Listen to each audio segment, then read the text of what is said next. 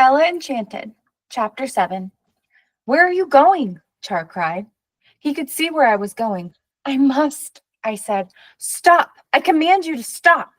I stopped and stood shaking, while soldiers crowded around the hut, their swords pointed at the ogre, who glared at me, then turned his back and retreated into the dim interior. Why did you listen to him? Char asked. I was still having trouble with the child. He was pulling his little beard and wriggling to escape. Pitch Agus rock! He cried. I used his distress to avoid answering the question. He's frightened. But Char wasn't distracted. Why did you listen to him, Ella? I had to answer, somehow. His eyes, I lied. Something about them. I had to do what he wanted. Have they found a new way to bewitch us? Char sounded alarmed. I must tell my father. The gnome child wailed, thrashing at the air. I wondered if the parrot's words might soothe him. I spoke them, hoping they weren't an insult. Fakar ektuk brize bak avaktuk brizi. The child's face cleared and he smiled, showing pearly baby teeth. Fakar ektuk brize bak avaktuk brizi, he replied. There was a dimple in the folds of his wrinkles and baby fat. I put him down and he took my hand in Char's. His parents must be worried, I said. I didn't know how to ask him where they were, and he was probably too young to answer. They weren't by the ferocious beasts or by the grazing animals. At last we spied an ancient female gnome sitting on the ground near the pond. Her head was between her knees, an image of defeat. Other gnomes searched the reeds and hedges or questioned passerby. The little gnome called, pulling at Char and me. The old gnome looked up, her face wet with tears. Zog! She grabbed him in a tight hug and covered his face and beard with kisses. Then she peered at us and recognized Char. Highness, thank you for the return of my grandson. Char coughed an embarrassed sound. We're glad to bring him back, madam, he said. He was almost an ogre's lunch. Char, Prince Charmant, saved him, I said, and saved me too. You have the gratitude of the gnomes. The gnome bowed her head. I am Zepta. Hardly taller than I, she was much wider, not stout, but wide, which is the direction gnomes grow after they reach adulthood. She was the most dignified personage I had ever seen, and the oldest, except for Mandy, probably.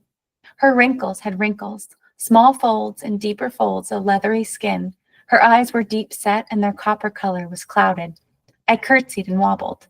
I'm Ella, I said. More gnomes came, and we were surrounded. How did you persuade him to come with you? Zapta said. He would not go with most humans. Ella spoke to him, Char said, sounding proud of me. What did you say? I hesitated. It was one thing to imitate parrots for Simon or to speak to a baby. It was another to sound like a fool in front of this stately lady. Froktar aktuk brizzy ak umbak tu brizzy? I said finally. No wonder he came with you, Zapta said. Frick! Zulp cried joyously. He squirmed in her arms. A younger gnome woman took the child. Where did you learn to speak gnomic? She asked. I am Zulp's mother. I explained about the parrots. What did I say to Zulp? It is an expression. We say it as a greeting, Zapta said. In Curian, it is, digging is good for the wealth and good for the health. She held her hand out to me. Zulp is not the only one you will save. I see it. What else could she see? Mandy had said a few gnomes could tell the future. Can you see what's ahead for me? Gnomes do not see detail. What you will wear tomorrow, what we will say, are mysteries. I see outlines only. What are they? Danger, a quest, 3 figures. They are close to you, but they are not your friends. She let my hand go. Beware of them. On our way out of the menagerie, Char said, Tonight I shall triple a guard around the ogres, and soon I shall catch a centaur and give it to you. Dame Olga was punctual. She and her daughters watched while my trunk and a barrel of tonic were loaded on top of the coach. Father was there to see me off, and Mandy stood at a distance. How few things you have, Hattie told me. Dame Olga agreed. Ella is not outfitted in accordance with her station, Sir Peter. My girls have 8 trunks between them. Hattie has 5.5 trunks, Mother, and I have only... Olive stopped, speaking to count on her fingers. Less. I have less, and it's not fair. Father cut in smoothly. It's most kind of you to take Ella with you, Dame Olga. I only hope she won't be a bother. Oh, she won't bother me, Sir P. I'm not going. Father winced at the abbreviation. Dame Olga continued, with a coachman and 2 footmen, they will be safe from everything except ogres, and from ogres I could offer little protection. Besides, they'll have more fun without their old mother. After a pause, Father said, not old, never old, madam. He turned to me. I wish you a comfortable journey, child. He kissed my cheek. I'll miss you. Liar. A footman opened the coach door. Hattie and Olive were handed in. I ran to Mandy. I couldn't leave without a last hug.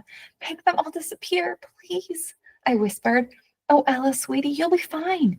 She clasped me hard. Eleanor, your friends are waiting, Father called. I climbed into the coach, stowing a small carpet bag in a corner, and we started to move. For comfort, I tapped my chest where Mother's necklace was concealed. If she were alive, I wouldn't be rolling away from home in the company of these creatures. I would never embrace a cook. Hattie shuddered. No, I agreed. What cook would let you? Hattie returned to an earlier subject. With so few belongings, the other girls will hardly know whether you are a servant or one of us. Why does your gown pucker in front? Olive asked. Is that a necklace? Why wear it under your clothes? Hattie asked. Is it ugly? Olive said. Is that why you hide it? It's not ugly. Show it to us. Ollie and I so want to see it. An order. I brought it out. It didn't matter here. There were no thieves to steal it. Ooh, Olive said. It's even nicer than Mama's best chain. No one would think you were a servant with that. It's very fine, although it's much too long for you. Hattie fingered the silver ropes. Olive, see how milky the pearls are. Olive's fingers joined Hattie's. Let go! I shifted out of their reach. We wouldn't hurt it. May I try it on? Mother lets me try on her necklaces, and I never hurt them. No, you can't. Oh, let me. There's a dear. An order. Do I have to? I asked. It slipped out. I could have swallowed my tongue. Hattie's eye glittered. Yes, you have to. Give it over. Just for a minute, I said, unclasping it. I didn't delay. They mustn't see me struggle against the curse. Fasten it around my neck. I did so. Olive. The order had been for her sister. Thank you, my dear. Hattie settled back in her seat. I was born to wear jewels like this. Let me try it, Ella. Olive said. When you're older, Hattie answered. But I had to obey. I tried desperately to ignore Olive's order, but all my complaints started. Churning stomach, pounding temples, shortness of breath. Let her have her turn, I said through clenched teeth. See, Olive says. Ella says I can. I know what's best for you, Olive. You and Ella are both too young. I lunged at her and unfastened the necklace before she had time to stop me. Don't give it to her, Ella, Hattie said. Return it to me. I did. Give it to me, Ella, Olive said, her voice rising. Don't be so mean, Hattie. I snatched the necklace back from Hattie and passed it to Olive. Hattie stared at me. I could see her start to work out what had happened. Mother wore that necklace to her wedding, I said, hoping to deflect her thoughts. And her mother? Are you always so obedient, Ella? Return the necklace to me. I won't let her, Olive said. Yes, you will, or I'll see that you get no dinner tonight. I took the necklace away from Olive. Hattie fastened it around her neck and patted it complacently. Ella, you should give it to me. It would be a token of our friendship. We're not friends. Yes, we are. I'm devoted to you. Olive likes you too, don't you, Ollie? Olive nodded solemnly. I believe you will give it to me if I say you must. Do so, Ella, for friendship's sake. You must. No, I wouldn't. She couldn't have it. You can have it. The words burst from me. Thank you. What a generous friend we have, Olive. She changed the subject.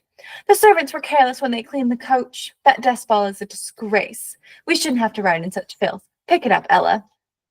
An order I liked. I grabbed the dust and ground it into her face. It becomes you, I said, but the satisfaction was fleeting.